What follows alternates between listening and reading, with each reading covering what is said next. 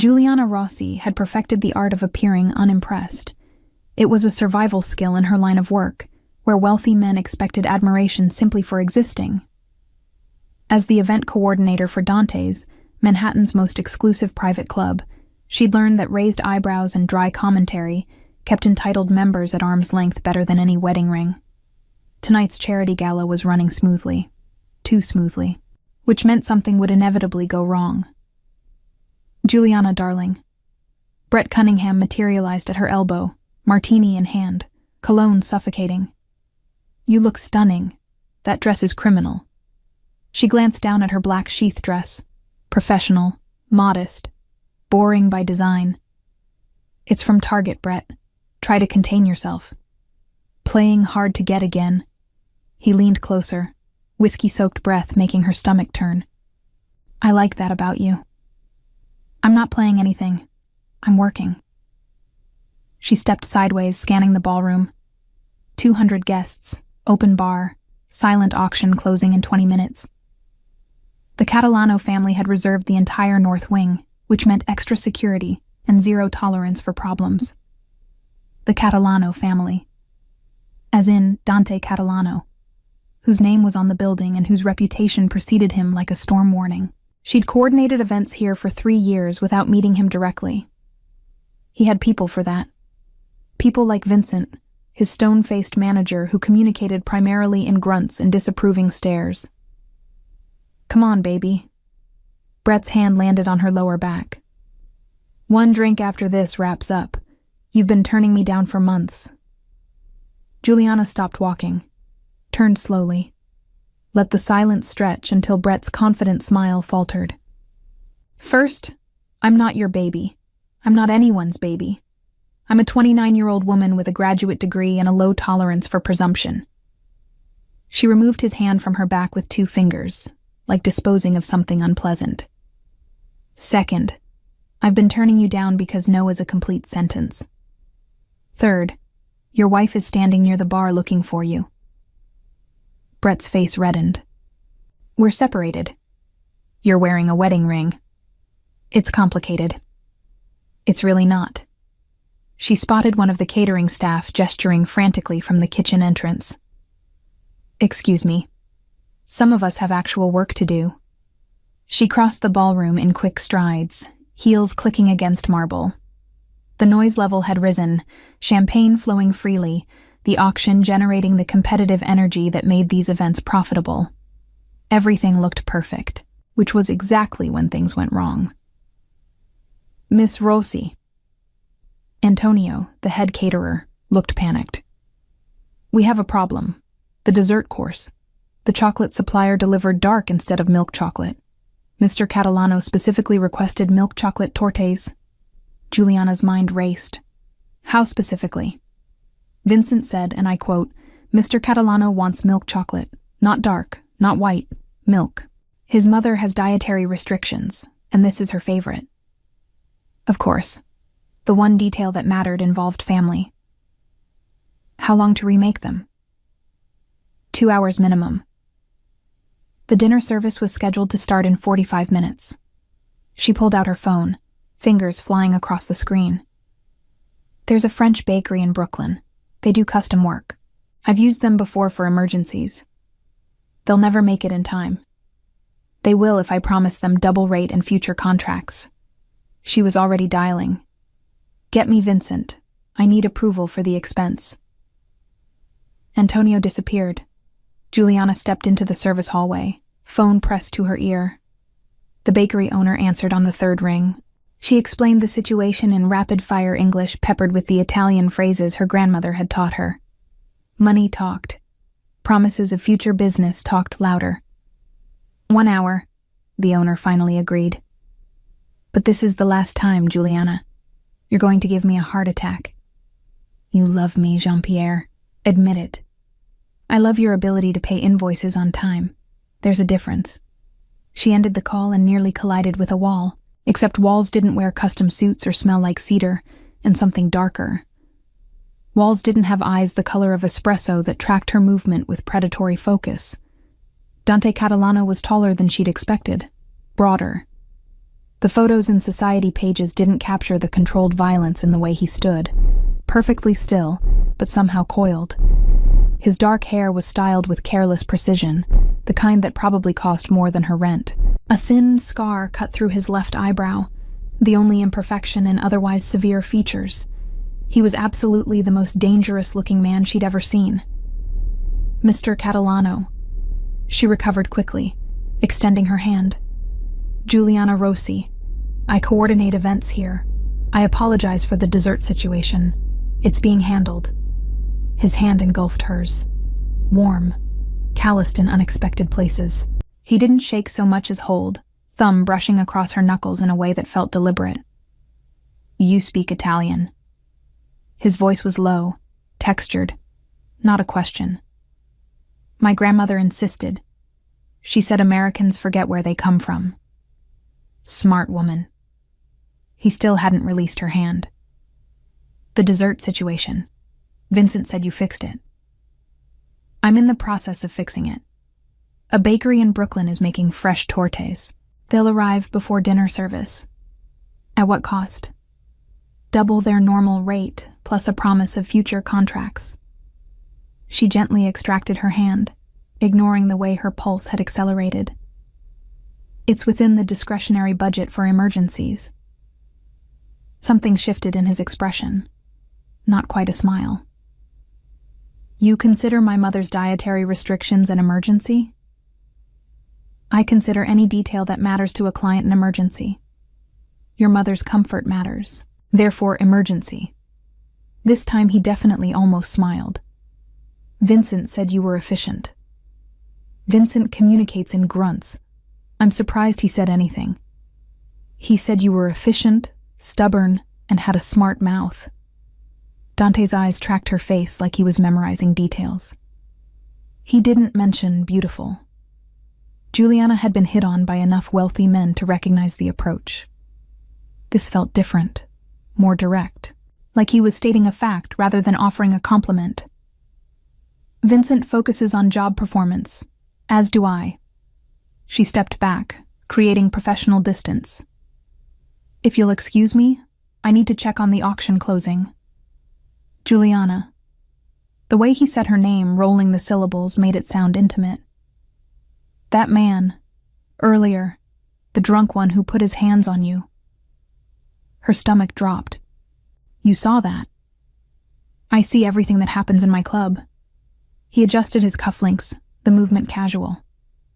His name is Brett Cunningham, hedge fund manager, married, 3 complaints from female staff about inappropriate behavior. I handled it. You did. His eyes locked on hers. But he called you baby. I don't like that. The possessiveness in his tone sent warning signals through her nervous system. With respect, what he calls me isn't your concern. Everything that happens here is my concern. He moved closer, eliminating the distance she'd created. Not touching, but close enough that she had to tilt her head back to maintain eye contact. And you are definitely my concern. I work for you. That's the extent of our relationship. For now. The 2 words hung between them, loaded with implication. Giuliana's professional instincts screamed at her to deflect, redirect, establish boundaries. But something else, something she refused to examine too closely, made her hold his gaze. Mr. Catalano. Dante. Mr. Catalano, she repeated firmly. I'm very good at my job. I'd like to keep it, which means maintaining professional boundaries with my employer. I respect boundaries. His hand came up, not touching her but close enough that she felt the heat. When they're real. But you're curious. I'm cautious. Same thing sometimes. He stepped back, giving her space. Go. Check your auction. Make sure my mother gets her tort. We'll continue this conversation later. There's nothing to continue. Liar. He said it without heat, almost affectionately. You're good at your job, Giuliana, but you're a terrible liar. Your pulse is racing. I can see it. His eyes dropped to her throat. Right there. She resisted the urge to cover her neck. Arrogance is not attractive. No. This time he definitely smiled, and it transformed his entire face. But honesty is. Go, before Vincent finds you and starts grunting about schedules. Juliana walked away with measured steps, refusing to hurry despite every instinct screaming at her to run. She could feel Dante's eyes on her back, tracking her movement through the crowd. The auction closed successfully. The bakery delivered the torts with 10 minutes to spare. Dinner service proceeded without incident. She should have felt relieved. Instead, she felt hunted. Brett Cunningham approached her twice more during the evening. Both times, he barely got a word out before Vincent materialized, stone-faced and imposing, suggesting Mr. Cunningham return to his table. The second time, Brett left the gala entirely, muttering about hostile environments. Juliana didn't believe in coincidences. At 11:30, as guests began departing, she supervised the cleanup crew. The event had been flawless. Her feet ached, her face hurt from professional smiling, and she wanted nothing more than to go home, pour wine, and pretend her entire world hadn't tilted on its axis. Miss Rossi. Vincent appeared beside her, silent as always. Mr. Catalano requests your presence in his office. Her heart stuttered. Now? Now. Is there a problem with the event? Vincent's expression didn't change. He didn't say. He just said to bring you up. Juliana followed him through the club's elegant hallways, past the public spaces into the private areas she'd never accessed. Everything was darker here, richer. The art on the walls was museum quality. The carpet absorbed sound. Vincent stopped at a set of double doors, knocked once, opened them without waiting for a response. Dante's office was exactly what she'd expected. Massive desk, floor-to-ceiling windows overlooking Manhattan, leather furniture that probably cost more than her car. What she hadn't expected was the warmth.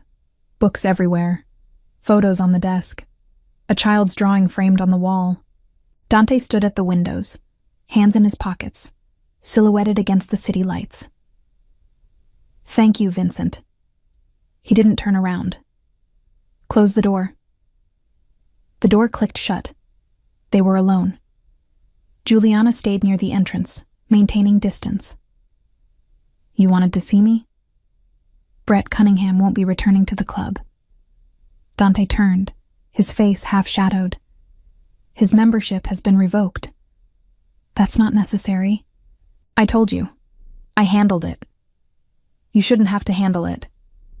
He moved toward her with that same controlled grace. Men who don't understand no, don't get second chances here. I appreciate the gesture, but I don't need protecting. I know. He stopped an arm's length away. You're perfectly capable, smart, quick-thinking, good under pressure. Vincent says you've never had a failed event. Then why am I here? Because I wanted to see you. Simple, direct. Without 200 people watching. Her breath caught despite herself. Mr. Catalano. He called you baby. Dante's voice dropped, something dark threading through it. I didn't like it.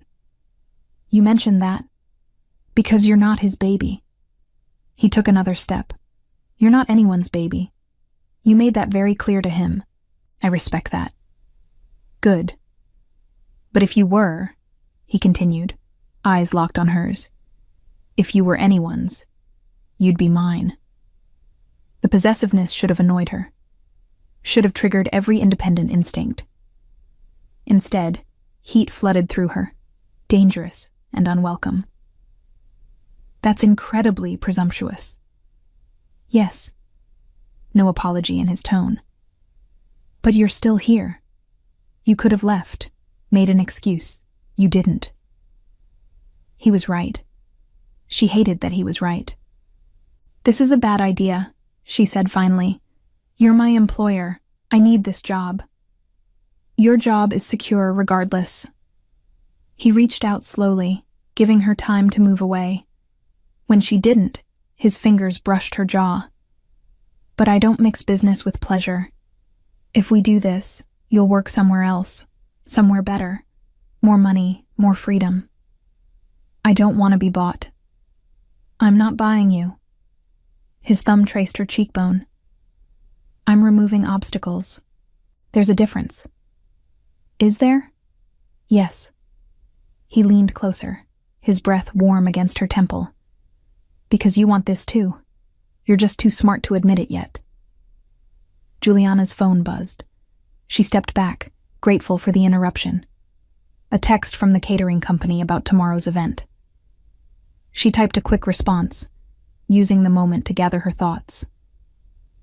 When she looked up, Dante was smiling, that same almost smile that made him look younger, less dangerous. Go home, Juliana.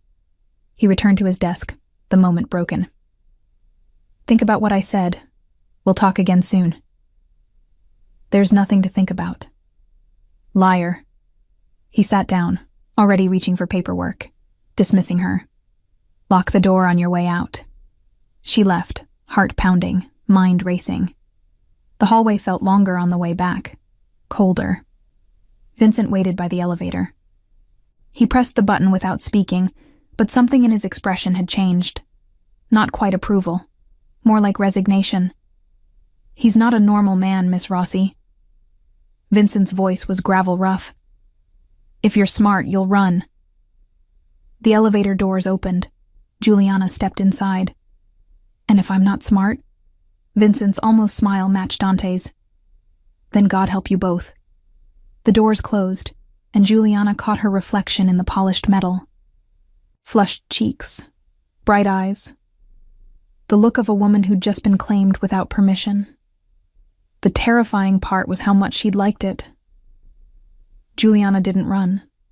She also didn't return to Dante's office, which felt like a reasonable compromise between stupidity and cowardice.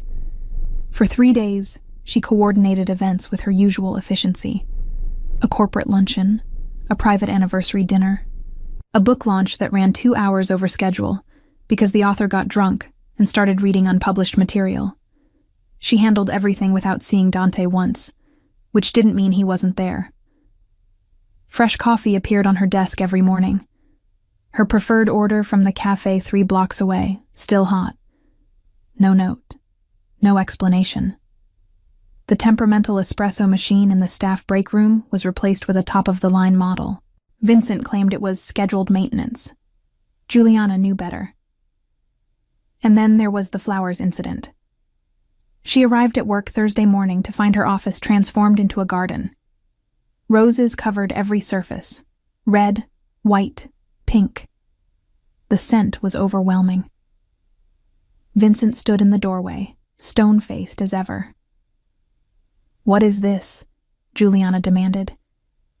"Mr. Catalano saw you looking at the flower arrangements yesterday. He assumed you liked roses. I was checking the centerpieces for tonight's event. It's my job." She gestured at the explosion of blooms. "This is insane. Would you like me to remove them?" "Yes. No. I don't know." She pinched the bridge of her nose. "Where is he?" "Miami. Business. He returns tonight." Of course he was in Miami, doing whatever mysterious things mafia bosses did in Miami. She didn't want to know. Knowing made things complicated. "Remove half of them," she said finally. "Donate them to the hospital down the street. Keep enough that it doesn't look like an insult." Vincent's expression might have been approval. Hard to tell. "I'll handle it." He left. Juliana sank into her chair, surrounded by roses, and admitted the truth she'd been avoiding for 3 days. She was in serious trouble. Her phone rang. Unknown number. She answered automatically, mind still on the flower situation. "Juliana." Dante's voice poured through the line like expensive whiskey. "Vincent said you liked the roses." "Vincent has a strange definition of liked. I said they were excessive." "Same thing." She could hear the smile in his voice. "You kept some." "Because throwing them all out would be wasteful." "Keep lying to yourself, Bella. It's entertaining." The endearment slid under her defenses. Did you call just to gloat? I called because I'm in Miami, surrounded by very boring men discussing very boring business, and I'd rather talk to you. Background noise filtered through. Voices, traffic. Tell me about your day. That's not appropriate. Probably not. Tell me anyway. Juliana stood, pacing between roses. Why are you doing this? Doing what? The coffee, the flowers, the phone calls. I told you this was a bad idea. You told me you needed to think about it. I'm giving you things to think about.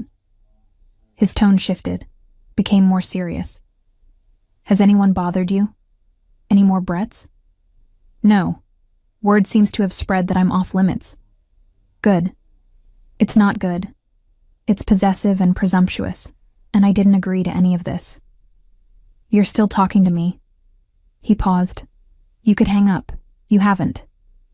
She should. She absolutely should. I'm being polite. His laugh was low, genuine. You're many things, Juliana. Polite is not high on the list.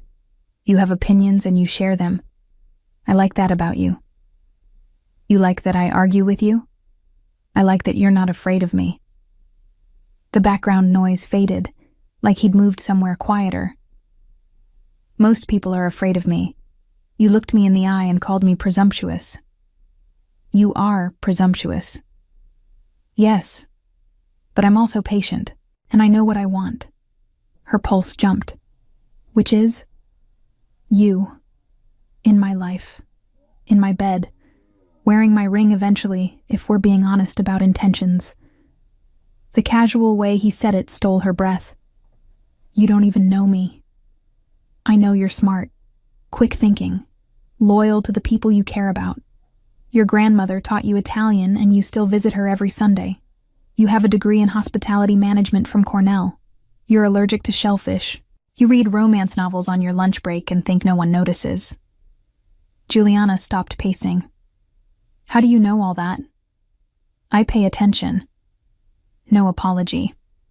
I've been paying attention to you for 6 months, Juliana. Since the night you told a senator's son that his father's money didn't impress you, and he should try developing a personality. 6 months. He'd been watching her for 6 months. That's stalking. That's interest. There's a difference. Someone spoke in the background. Dante's voice turned sharp. I'm busy. Handle it. Then, softer. Back to her. I have to go. Dinner tomorrow night. You and me. Somewhere quiet where we can actually talk. I didn't agree to dinner. You will. Think about it. I'll call you tonight. He ended the call before she could argue. Juliana stared at her phone, heart racing, mind spinning. 6 months. She should be angry, concerned. Instead, she felt something dangerously close to flattered. Vincent appeared in her doorway again. The roses are being removed. Also, Mr. Catalano wanted me to give you this. He held out an envelope. Inside was a key card. Heavy, embossed with the club's logo.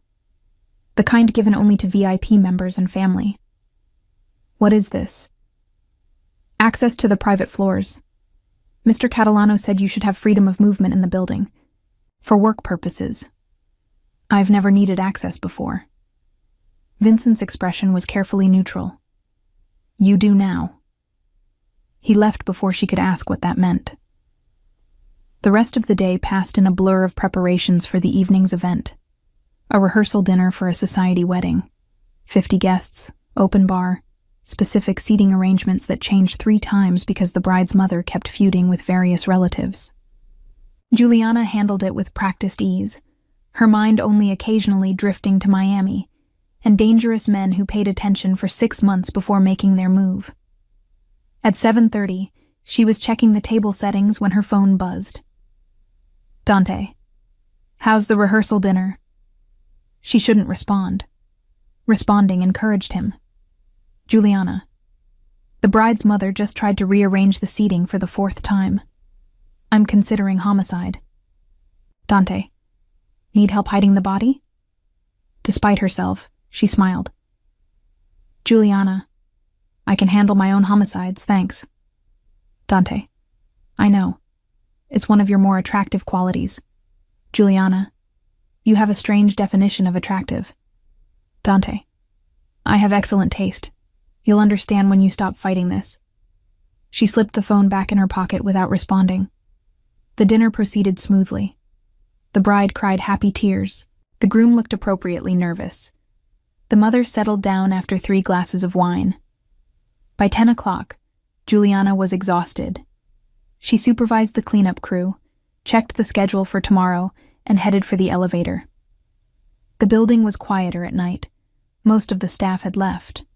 Only security remained, along with whatever mysterious activities happened on the private floors she'd never accessed. Until now. She looked at the key card in her hand. The smart thing was to give it back, maintain boundaries, keep things professional. The elevator arrived. She stepped inside, swiped the card, pressed the button for the top floor before she could reconsider. The doors opened onto a different world. Where the club below was elegant and public, this was intimate, expensive. The hallway was lined with dark wood and soft lighting, art that belonged in museums, silence so complete she could hear her own heartbeat. Dante's office was at the end of the hall. The door was closed but not locked. Juliana pushed it open. The office was empty, but evidence of him was everywhere. A suit jacket draped over the chair. Papers scattered across the desk. The scent of cedar and something darker that she'd come to associate with him. She shouldn't be here. This was crossing a line. Looking for something? She spun. Dante stood in the doorway, still in his suit, but with his tie loosened and sleeves rolled up. He looked tired. Dangerous. Exactly like the kind of man her grandmother had warned her about. I was just... She held up the key card. Vincent gave me this. I wanted to see what access it provided. Liar. He stepped inside, closing the door behind him. You wanted to see my space. Understand me better. You're curious despite yourself. You're very sure of yourself. I'm sure of what I see. He moved closer, each step deliberate. You've been thinking about me, about what I said. You want to say yes, but you're scared. I'm not scared. Then what are you? Juliana met his eyes. Cautious. You're not a normal man, Dante. Vincent said so himself. You have power and connections, and you're used to getting what you want. I'm not interested in being another acquisition. You think that's what this is? He stopped directly in front of her, close enough to touch, but not touching. An acquisition? Isn't it? No. His hand came up, fingers brushing her jaw. An acquisition is something you buy, something you own. I don't want to own you, Juliana. I want you to choose me. Knowing exactly who I am and what I do. Choosing anyway. I don't know who you are. Not really. Then ask. He dropped his hand, stepped back. Ask me anything. I'll tell you the truth. She should leave, walk away. Instead, she asked the question that had been haunting her for days. Why me? You could have anyone. Women who understand your world, who wouldn't ask questions or need explanations. Because you're real, simple, direct. You don't perform. You don't pretend. When you told Brett Cunningham off, you meant every word. When you fixed the dessert situation, you did it because it mattered, not because I was watching. You're competent and smart, and you have a smart mouth that makes me want to kiss you until you forget how to argue. Heat flooded through her. That's incredibly arrogant. Yes, he smiled. But you like it. You like that I'm direct. That I don't play games or pretend to be something I'm not. You're a criminal. I'm a businessman in a complicated industry. He didn't flinch from the accusation. I protect my family. I keep my word. I don't hurt innocent people. But yes, some of what I do exists in gray areas. If that's a problem, tell me now. Juliana studied him. Really looked. past the expensive suit and dangerous eyes to the man underneath, the one who kept family photos on his desk and commissioned tortes for his mother's dietary restrictions. My grandmother always said the Catalano family took care of the neighborhood. When her landlord tried to evict her, someone had a conversation with him. The eviction notice disappeared.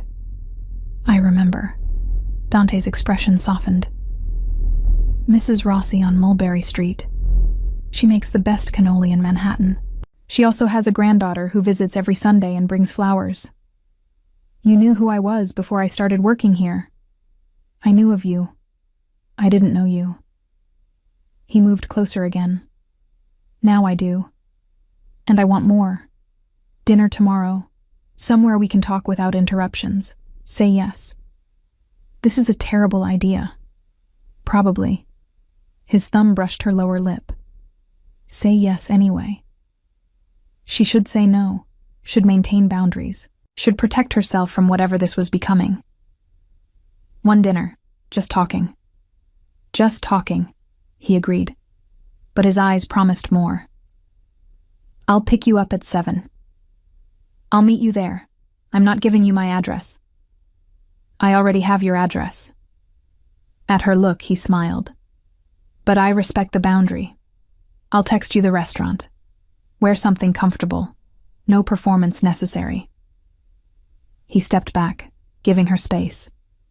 Juliana moved toward the door, her pulse racing. Juliana. She turned. He was watching her with that same predatory focus. Thank you for saying yes. I'm probably going to regret this. No. His smile turned dangerous. You're not. She left before she could do something stupid like kiss him. The elevator ride down felt longer. Her reflection in the polished doors showed flushed cheeks and bright eyes. The look of a woman who just made a decision that would change everything. Her phone buzzed as she reached the lobby. Dante. Sleep well, Bella. Dream of me. She should ignore it, should maintain professional distance. Juliana. Arrogance is still not attractive. Dante. Liar. You're smiling right now. She was. She absolutely was. And that was the most dangerous thing of all. The restaurant was intimate. Too intimate. Candlelight and exposed brick and tables positioned far enough apart that conversations remained private. The kind of place where marriage proposals happened and secrets were shared. Juliana arrived exactly on time, wearing a simple black dress that felt simultaneously too formal and not formal enough. Dante was already there, standing when she approached.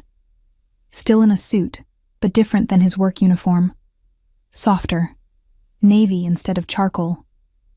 You came, he said. I said I would. She let him pull out her chair. I keep my word. I know. He settled across from her, and even with the table between them, she felt the weight of his attention. It's one of the things I'm counting on. A server appeared with wine. Dante had already ordered, something red and probably expensive. Juliana took a sip and tried to remember why this was supposed to be just talking. Tell me about Cornell, Dante said. Why hospitality management? My grandmother. She relaxed slightly. Safe topic. She worked in restaurants her whole life, started as a dishwasher, worked her way up to manager. She said the secret to life was making people feel welcome. I wanted to do that professionally. And the club. Why work for me specifically? The reputation. Catalanos is the best in the city. I wanted to learn from the best. She met his eyes. I didn't know you'd be quite so hands-on. I'm invested in quality. His smile was dangerous. In all areas. The server returned with appetizers, burrata and heirloom tomatoes, fresh bread. Dante pushed the plate toward her. Eat. You barely touched lunch. How would you know what I ate for lunch? Vincent mentioned you were handling the Cunningham situation. You always skip lunch when you're dealing with difficult clients. She should be bothered by how much he noticed. Instead, she felt seen. The Cunningham situation is resolved. Brett won't be returning. Good. No elaboration, just simple satisfaction. What else should I know about you? That's a broad question. We have time. He leaned back, wineglass in hand. I want to know everything. What you read, what you think about at 3 a.m. What makes you laugh? That's more than one dinner's worth of information. Then we'll have more dinners. Like it was already decided. Start with something easy. Favorite book? Pride and Prejudice. Of course it is. His smile widened. You like the verbal sparring. Elizabeth challenges Darcy, makes him work for it. Are you comparing yourself to Mr. Darcy? I'm richer, better looking, more direct about my intentions. He paused. Though I suppose we both have the brooding thing down. Despite herself, Juliana laughed. That's incredibly arrogant. You keep saying that. I keep being right. He set down his glass. Your turn. Ask me something. She had 1,000 questions, most of them dangerous. Why did you really take over the club? Vincent said your father wanted you to, but that's not the whole story. Dante was quiet for a moment. When he spoke, his voice was different, more real. My father built this place as a legitimate front, something clean the family could point to. But he never loved it, not like he loved the rest of the business. He traced the rim of his glass. I wanted something that was mine, something I could be proud of without qualification. The club is that. And the rest? The family business? Still there, still necessary, but separate. He met her eyes. I won't lie to you, Juliana. My family has complicated interests, but the club is clean. What you see there is legitimate. That's a careful distinction. It's an honest one. He leaned forward. I'm trying to be honest with you, about all of it. The server brought entrees, pasta for her, steak for him. They ate and talked, about her grandmother's neighborhood, about his mother's insistence on Sunday dinners, about books and music and the small things that made up a life. It was easy. Too easy. Juliana found herself laughing at his stories about his younger sister's disastrous attempts at cooking. Found herself sharing memories of her own childhood. The walls she'd carefully maintained started crumbling. You're good at this, she said finally. At what? Making me forget why this is a bad idea. Maybe it's not a bad idea. He signaled for the check. Maybe you're just scared of what happens if it's a good one. Before she could respond, his phone buzzed. Then again. His expression shifted, became harder. I have to take this. He stood, already moving toward the entrance. 2 minutes. Juliana watched him through the window. Saw his posture change. Saw him make another call, his free hand gesturing sharply. Whatever was happening, it wasn't good. He returned 5 minutes later. We need to leave. What's wrong?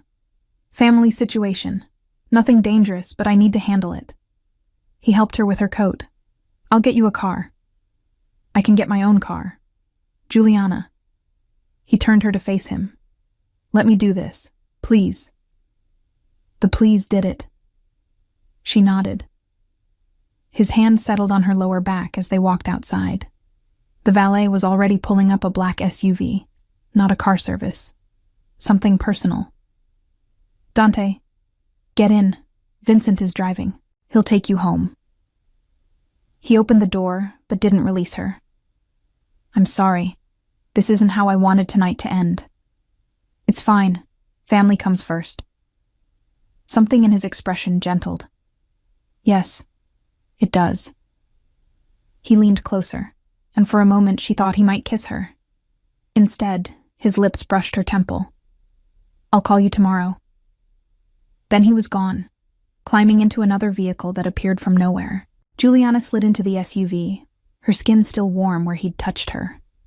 Vincent pulled into traffic. Mr. Catalano asked me to apologize for the abrupt ending. What happened? Family matter. His sister. Vincent's tone suggested that was all she'd get. They drove in silence for several blocks. Then Vincent spoke again. He's different with you. Different how? Careful. Considerate. A pause. He doesn't usually do careful. Juliana processed that. Is that good or bad? Depends on what you want. Vincent glanced at her in the rearview mirror. He's serious about you, in case that wasn't clear. It's becoming clear. And I'm still deciding if that's terrifying or exciting. Vincent's expression might have been approval. Fair enough. He dropped her at her apartment building, waited until she was inside before driving away. Juliana climbed the stairs to her third-floor walk-up, her mind replaying every moment of the evening. Her phone buzzed as she unlocked her door. Dante. Sister drama resolved. She's fine. I'm not. Call me if you're still awake. Juliana looked at the time. Nearly 11. She should go to bed, should maintain boundaries. She called. He answered on the first ring. You're awake. You said to call if I was. I did. She heard movement, a door closing. I'm sorry about tonight. That's not how I planned it.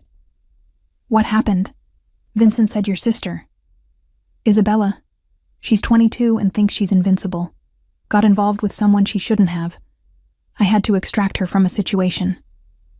Frustration bled through his voice. She's safe. Pissed at me, but safe.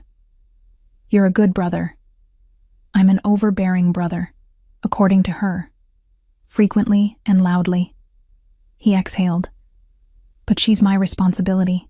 Our father died 2 years ago. Someone has to keep her from doing something stupid. Juliana settled on her couch. Is that why you understand boundaries? Because you have to enforce them with her? Partly.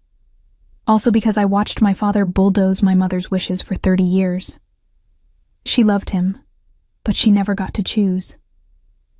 Not really. His voice dropped.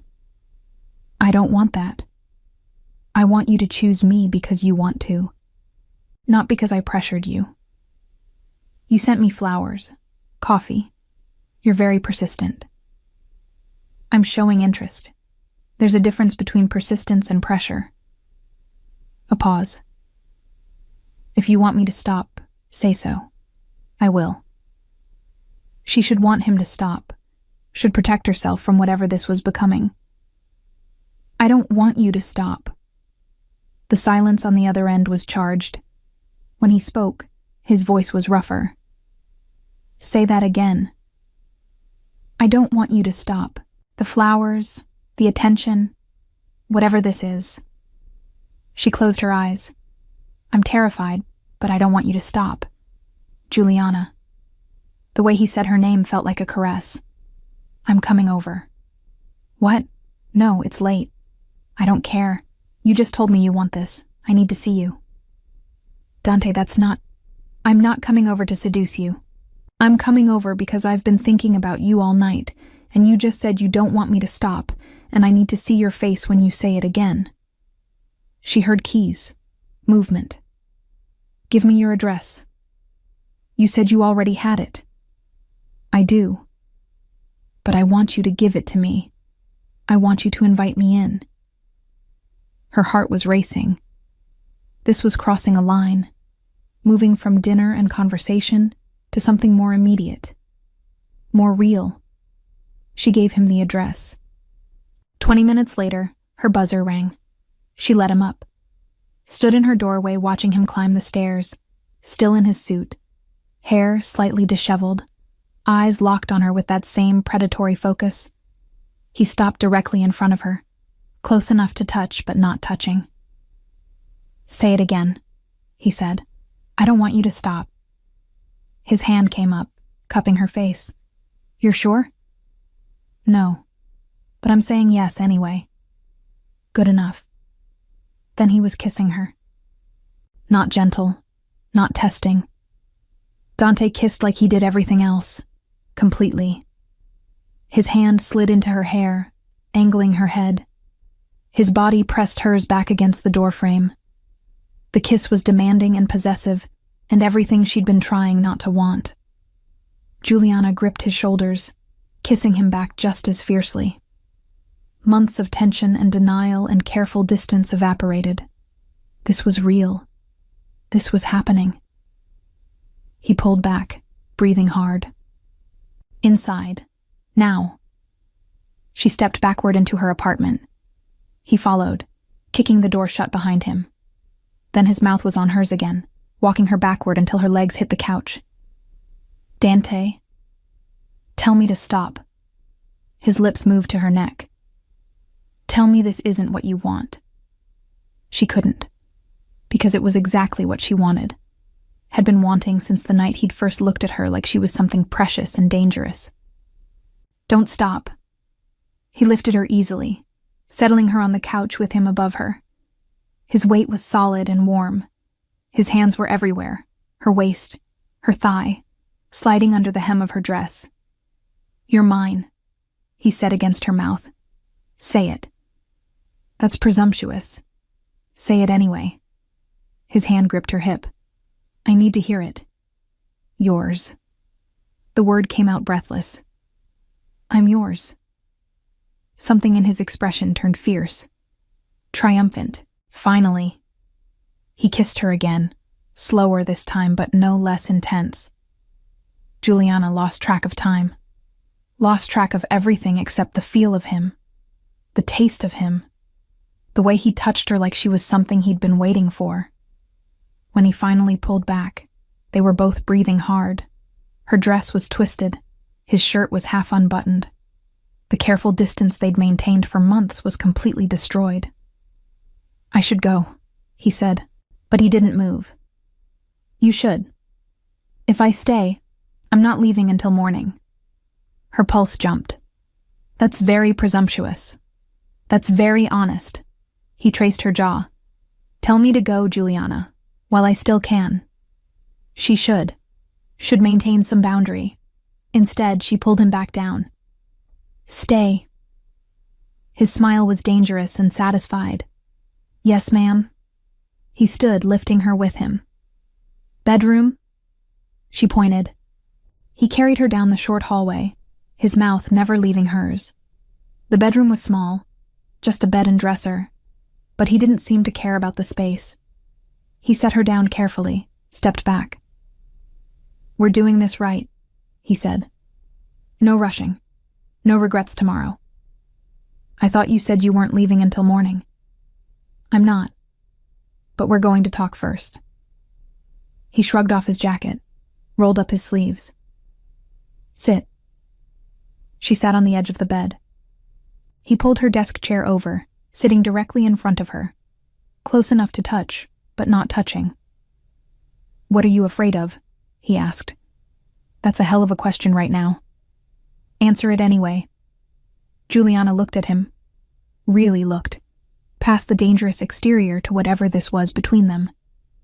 That I'm just another acquisition. That 6 months from now, you'll be bored, and I'll be in too deep to protect myself. Not going to happen. You can't promise that. Yes, I can. He leaned forward, elbows on his knees. I don't get bored, Juliana. I get obsessed. I find something I want, and I commit completely. That's what this is. Obsession. Commitment. You're not a phase. You're not temporary. You're mine. And I take care of what's mine. That's intense. I'm an intense person. You knew that going in. His eyes held hers. If you can't handle that, tell me now, before this goes further. She should be scared, should run. Instead, she felt something settle into place. I can handle it. You're sure? No, but I'm doing it anyway. His smile was slow and devastating. That's my girl. Then he was kissing her again, and talking was over. His hands were reverent and demanding. He touched her like he'd been memorizing her for months, and was finally allowed to confirm his theories. Like she was precious, and his, and exactly what he'd been waiting for. Clothes disappeared. His shirt, her dress. The careful barriers between them evaporated with each kiss, each touch. "Look at me," he said, his hand on her jaw. "I want to see your eyes." She met his gaze, saw desire and possession, and something deeper that made her chest tight. "Mine," he said again. "Say it." "Yours." "Good." His mouth moved to her neck, her collarbone. "Lower. Don't forget it." She wouldn't, couldn't, not with the way he was touching her, not with the way he said her name like a prayer and a claim. The rest of the night blurred into sensation. His hands, his mouth, the way he whispered Italian against her skin, the way he made her feel wanted and precious and completely his. When they finally collapsed together, tangled and breathless, Juliana felt fundamentally changed, like something had shifted that couldn't be shifted back. Dante pulled her against his chest, his hand stroking her hair. "Sleep," he murmured. "I've got you." She did. Fell asleep feeling safe and claimed and terrified of how much she wanted this to be real. When she woke, pale morning light filtered through her curtains. Dante was still there, still holding her. His eyes were open, watching her with that same intense focus. "Morning," he said. "You stayed." "I said I would." His hand traced patterns on her bare shoulder. "I keep my word." She could feel evidence of the night before. Soreness. The pleasant ache of muscles used in new ways. And when she shifted, she saw marks. Dark bruises on her collarbone, her hip, places his mouth had been. "You marked me," she said. "Yes." "No apology. I told you. You're mine. Now everyone will know it." "That's possessive. That's honest." He traced one of the marks with his thumb. "You have a problem with it?" She should be bothered by the visible evidence of his claim. Instead, she felt something warm settle in her chest. "No," she admitted. "I don't." His smile was pure satisfaction. "Good. Because I'm not done." He kissed her again, morning breath and tangled sheets and the promise of more. Juliana kissed him back, accepting what she'd been fighting for months. She was his, completely, irrevocably, and the terrifying part was how much she wanted to be. The next 2 weeks existed in a haze of stolen moments and carefully maintained professionalism. At the club, Juliana remained Ms. Torres, efficient and untouchable. In private, she was simply his. The marks faded from her skin, but the claim remained.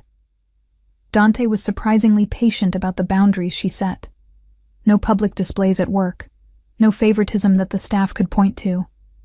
He followed her rules with the same intensity he applied to everything else. But the flowers kept coming. The coffee appeared on her desk every morning. And twice a week, he took her to dinner, learning her preferences, and filing away every detail like it mattered. It did matter. That was the terrifying part. "You're glowing," Sarah said one afternoon, catching Juliana reviewing inventory. "Please tell me you're finally sleeping with the boss." "That's inappropriate workplace conversation." "That's a yes." Sarah grinned. "About time. The sexual tension was getting exhausting for the rest of us." Juliana tried to maintain her professional expression. Failed. "It's complicated." "Honey, it's only complicated if you make it complicated. He's obsessed with you, has been for months. Just enjoy it." "I'm trying." She closed her laptop. "I'm having dinner with his family Sunday." "Oh, that's serious. That's terrifying." Juliana had been trying not to think about it. Meeting his mother. His sister. Being evaluated as the woman Dante Catalano brought home. "What if they hate me?" "They won't. You're competent, intelligent, and you make him smile. His mother will love you." Sarah paused. "Just don't mention the hickeys." There are no hickeys. There were definitely hickeys last week. High-collared blouses aren't subtle, boss. Juliana felt her face heat. I'm ending this conversation. You're confirming everything. Sarah's smile was knowing. Good for you. He seems like he'd be intense in bed. Sarah. Fine, I'll stop. She didn't stop. But seriously, don't overthink Sunday. Just be yourself. They'll see what he sees. Juliana wished she knew what that was. What Dante saw when he looked at her that made him so certain, so committed. That night, he picked her up at 8. Not Vincent driving. Dante himself, in dark jeans and a sweater that made him look younger, less dangerous. You're nervous, he said as she slid into the passenger seat. I'm meeting your family. That's nerve-inducing. They'll love you. He pulled into traffic with easy confidence. My mother's been asking about you for weeks. Isabella's curious. Everyone else will follow their lead. What have you told them about me? The truth. That you're brilliant and stubborn and you make me work for every inch of ground. He glanced at her. That I'm serious about you. Her stomach flipped. How serious? Very. No hesitation. I told you, I don't do temporary. This is permanent, Juliana. You need to know that going in. We've been together 2 weeks. I've wanted you for 8 months. The timeline doesn't change what this is. He reached over, lacing his fingers through hers. I know it's fast. I know it's intense. But I also know what I want. And I want you. Permanently. She should be scared. Should pump the brakes. Instead, she squeezed his hand. Okay? Just okay? I'm still processing. Give me time. You can have all the time you need, as long as you're processing while being mine. His thumb stroked her palm. Deal? Deal. The Catalano family home was in Westchester. Old money and older trees. The kind of estate that spoke of generations and tradition. Juliana's nerves ratcheted higher as they pulled through the gates. Breathe, Dante said. It's just dinner. With your entire family evaluating whether I'm good enough for you. They already know you're too good for me. This is just confirming details. He parked and came around to open her door. Stay close. I'll handle the overwhelming parts. The front door opened before they reached it. A woman in her late 50s stood there, elegant and sharp-eyed. Dante's mother. Had to be. Mama, Dante said, kissing her cheek. This is Juliana Torres. Juliana, my mother, Carmela Catalano. Ms. Torres.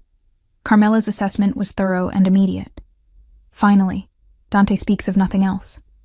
That's an exaggeration, Mama. It's not. She stepped aside, gesturing them in. Come, everyone's waiting. The house was warm and lived in despite its size. Family photos lined the hallway.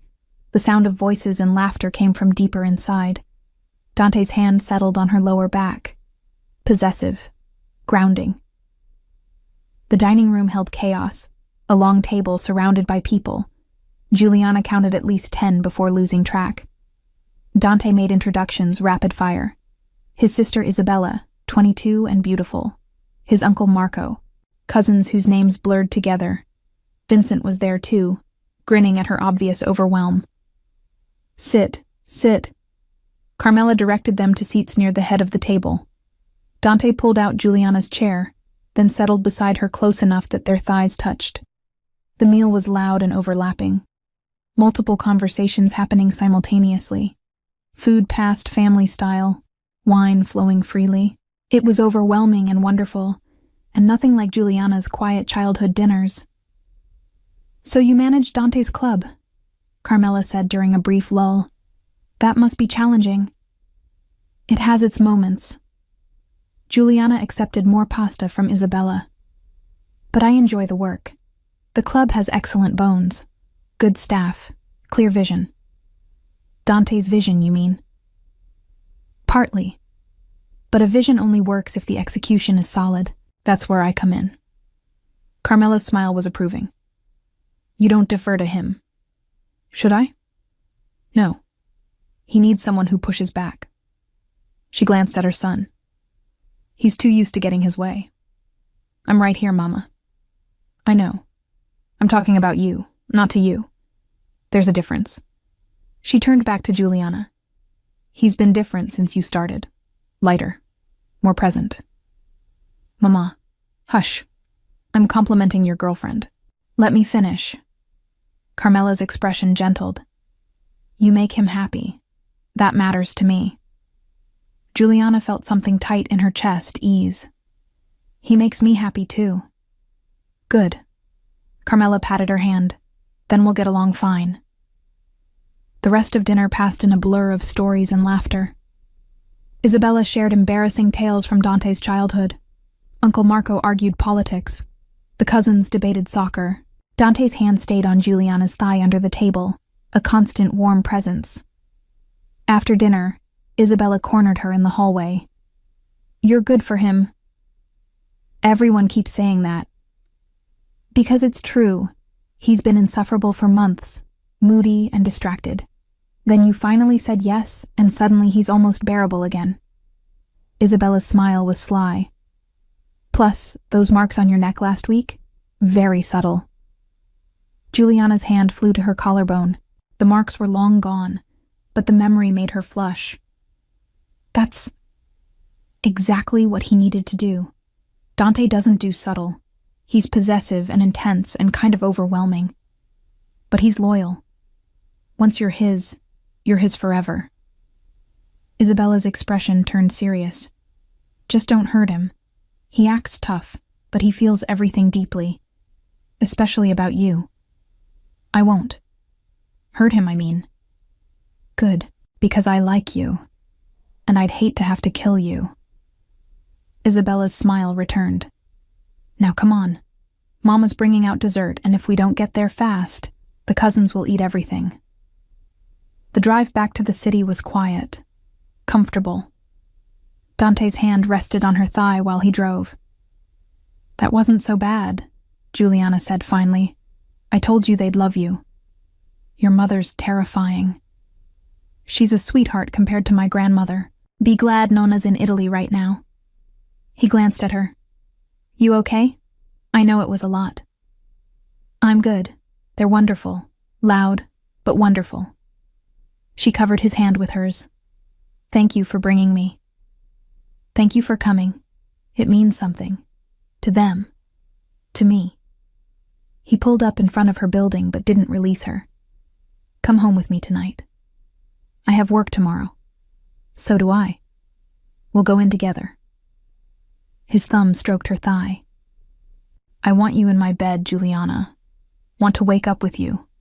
Want more than stolen hours. Her heart was racing. That's a big step. We've already taken big steps. This is just the next one. He cupped her face. Say yes. She should think about it. Should maintain some independence. Instead, she heard herself say, yes. His smile was devastating. Good. Let's go. His penthouse was all clean lines and expensive taste. Floor-to-ceiling windows overlooking the city. Minimalist furniture that somehow felt warm. Lived in. Wine? He offered. Sure. He poured 2 glasses, then settled beside her on the couch, close enough to touch but not crowding. What are you thinking? That this is moving fast.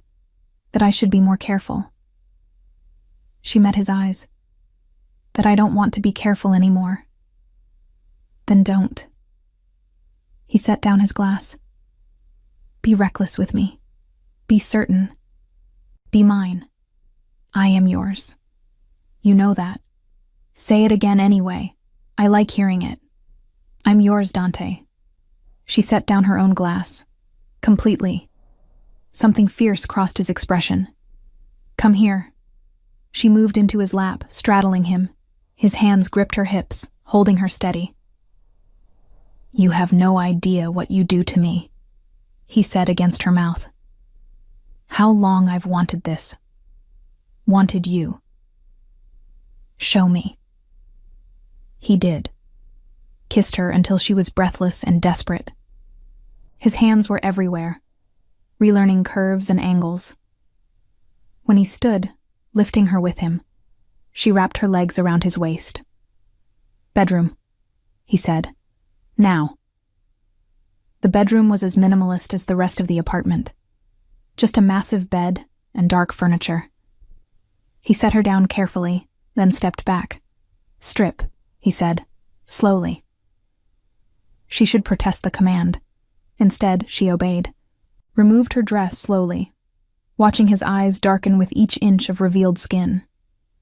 When she stood in just her underwear, he made a rough sound. Everything. She removed the rest, stood before him completely bare and somehow not vulnerable. Not with the way he looked at her, like she was everything he'd been waiting for. My turn, she said. His smile was dangerous. Go ahead. She moved closer, unbuttoning his shirt with shaking fingers. Pushed it off his shoulders. Her hands traced the planes of his chest, the muscles of his abdomen. When she reached his belt, he caught her wrists. Bed. Now. She climbed onto the bed. He finished undressing himself, then followed. His weight settled over her, solid and warm and right. Last chance, he said. Tell me to stop. Don't stop. Don't ever stop. He kissed her deeply, his hands everywhere, reverent and possessive, claiming and worshipping simultaneously. When he finally moved inside her, Juliana felt something fundamental shift, like pieces clicking into place. Mine, he said against her mouth. Say it. Yours, always yours. The rest of the night blurred into sensation and connection.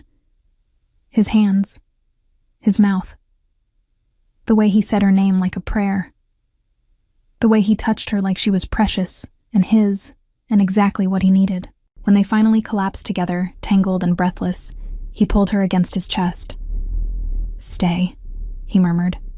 Not just tonight. Stay. I'm here. No, I mean stay. Move in. Be here every night. His hand stroked her hair. I want this permanent, Juliana. Want you permanent. She should think about it. Should consider the implications. Instead, she felt certainty settle into her bones. Okay? Just okay? Yes, I'll move in. I'll stay. I'll be yours. She lifted her head to meet his eyes. Permanently. His smile was pure satisfaction and joy. That's my girl. He kissed her again, sealing the promise. Juliana kissed him back, accepting what she'd been fighting for months. This was real. This was permanent. This was hers. When she woke the next morning, sunlight streamed through unfamiliar windows. Dante was already awake, propped on one elbow watching her. Morning, he said. You're staring. I'm appreciating. His hand traced her bare shoulder, then lower to the marks blooming on her collarbone, her ribs. You're covered in me. She looked down.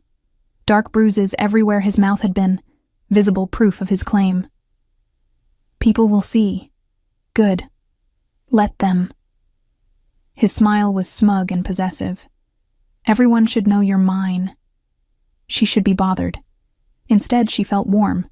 Claimed. His. We have work, she said. We do. He didn't move. But first, breakfast. Then a shower. Then I'm taking you to work, and everyone's going to know exactly what we did last night. That's presumptuous. That's accurate. He kissed her thoroughly. Get used to it, Bella. This is your life now.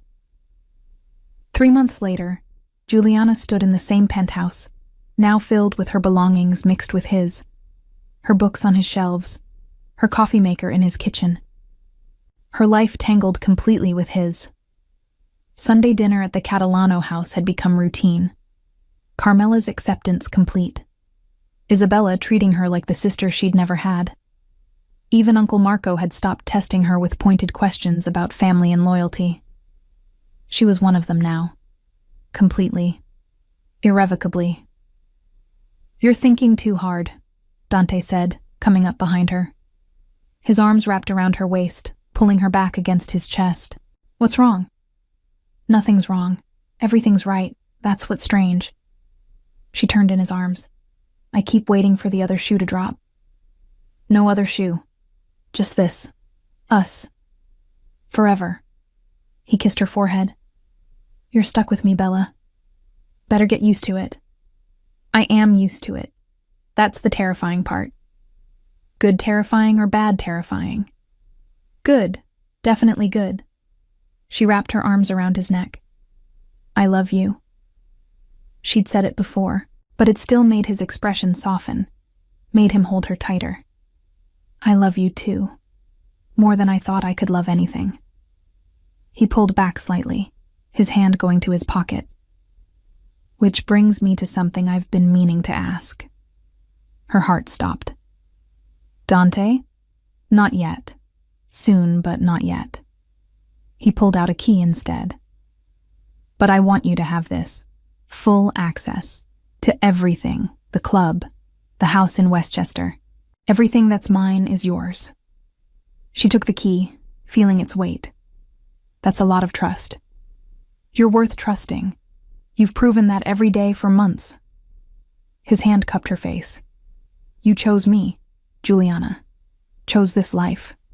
Chose us. That means everything. I'd choose you again. Every time. Good. Because I'm never letting you go."